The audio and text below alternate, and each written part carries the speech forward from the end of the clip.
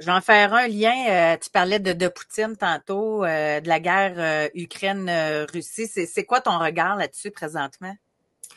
Poutine c'est un dictateur classique là, avec sa grande table. Là, puis plus ça va, plus il restreint son cercle d'intime, puis plus ça va, plus il est détaché de la réalité. Bon, ce que Poutine a fait, c'est illégal. Mais cette fois-là, on a décidé de se tenir debout. Merci Joe. Même s'il se tient debout assez mollement, merci, parce qu'il y a le pouvoir exécutif, il pourrait overrider son Congress pour envoyer davantage d'armes à l'Ukraine. Bon.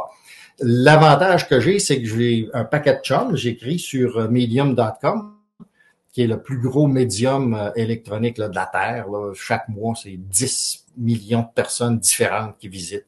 Il y a des gens comme Obama, il y a un ancien associé de Richard Nixon qui est là. Donc, c'est un médium où on peut écrire des articles d'opinion et de faits, et où il y a de la discussion. L'important de Medium, c'est qu'il y a de la discussion qui se fait.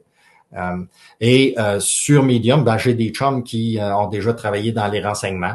Okay. Et même des chums que c'est clair qui ont travaillé pour la compagnie aux États-Unis. La compagnie, c'est la CIA.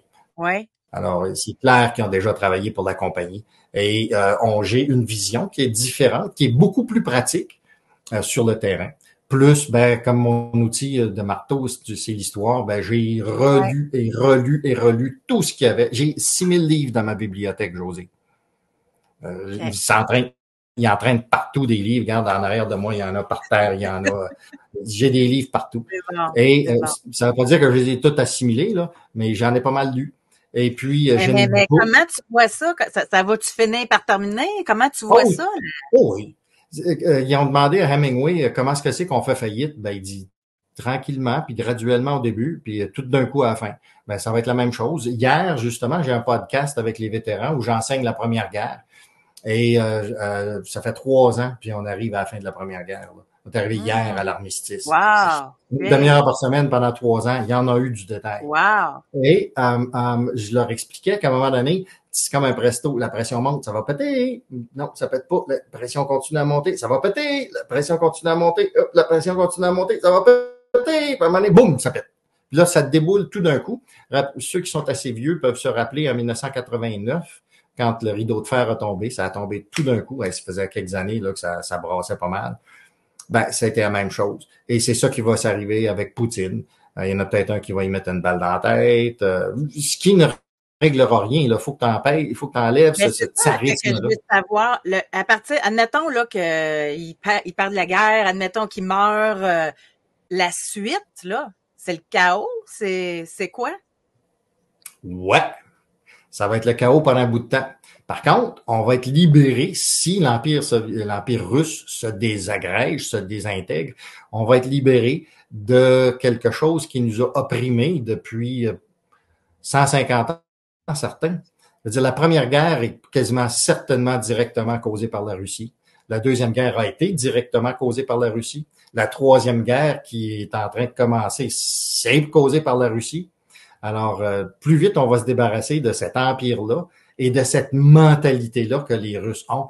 We are a great country. Je lisais un livre récemment sur la mentalité en Russie entre 1900 et 1914. Tu pourrais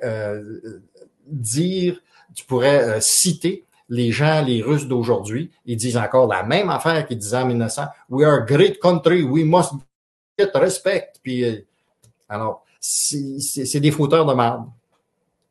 Mais y a-tu une chance, selon toi, qui gagne la guerre aussi? La Russie a perdu. Le premier mois qu'ils ont essayé d'envahir l'Ukraine, c'était un gamble. Ils ont pris une chance. On va envahir l'Ukraine, prendre Kiev, that's it, fini. On fait changement de régime, that's it. On va l'occuper un bout de temps, puis ils l'ont pas fait. Ils n'ont pas réussi. Donc, ils ont perdu la guerre. Ça ne veut pas dire que l'Ukraine a gagné encore. Mais l'Ukraine va finir par les avoir parce que l'Ukraine, comme les Viet Cong, comme les insurgés un peu partout contre les empires coloniaux, ils arrêteront jamais. Ils arrêteront jamais. Même s'il y avait des troupes russes partout en Ukraine, ça continuerait de se battre, ça continuerait de faire sauter des chemins de fer, des ponts, des attentats, etc. Les Ukrainiens ne lâcheront jamais. Puis c'est quoi ta perception de Zelensky? C'est un bonhomme. Regarde, personne n'est blanc, personne n'est noir. Dans mon bureau, là, j'ai des bustes. J'ai un buste de Churchill, j'ai un buste de Grant, j'ai un buste de Louis XIV, j'ai un buste de Teddy Roosevelt, le gars qui a cassé les oligarques américains en 1900. Et aucun de ces personnages-là est tout blanc ou tout noir. Aucun de ces personnages-là est parfait. Personne n'atteint la perfection. Churchill a laissé faire Dresden. Louis XIV a parti une guerre contre sa logique à lui vers la fin de sa vie, une guerre qui a failli ruiner la France. Puis donc, ils ont donné un pays qui était endetté à son arrière-petit-fils Louis XV.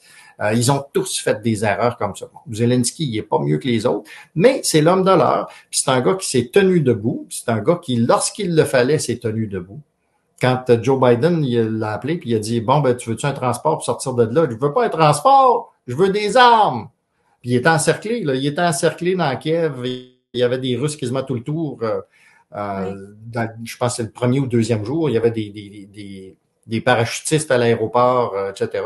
Non, je veux rester. Donc, c'est l'homme de l'heure. Et il a été l'homme de l'heure. Je ne veux pas dire qu'il est parfait, mais il fait sa job. Puis avec ce qui s'est passé à Moscou, les attentats, tu crois-tu à ça, toi, que c'est l'ISIS? Tu crois-tu... J'ai été 48 heures, là, non, 24 heures, là. Ouais, c'est ça, c'est sûr que c'est le FSB, voyons donc. Il y a un bureau, il y a une caserne des forces spéciales juste au bord de la rue de où ça s'est passé. Ça leur a pris 90 minutes à arriver. Hey. Tu sais, je croyais rien. Il y a des affaires qui me fatiguent.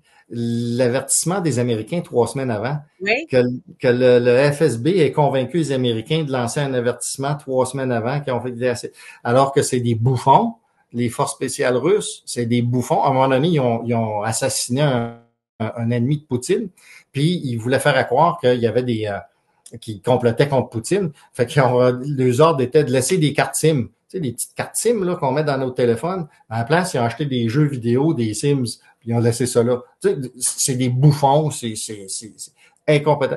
Alors, avoir planifié une affaire de même pour convaincre les services secrets américains, je le sais pas, je pense pas. Je pense que c'est vraiment ISIS. Ça a l'air que c'est ça. Mais ça m'a pris 36 heures certains avant de croire que c'était vraiment ISIS.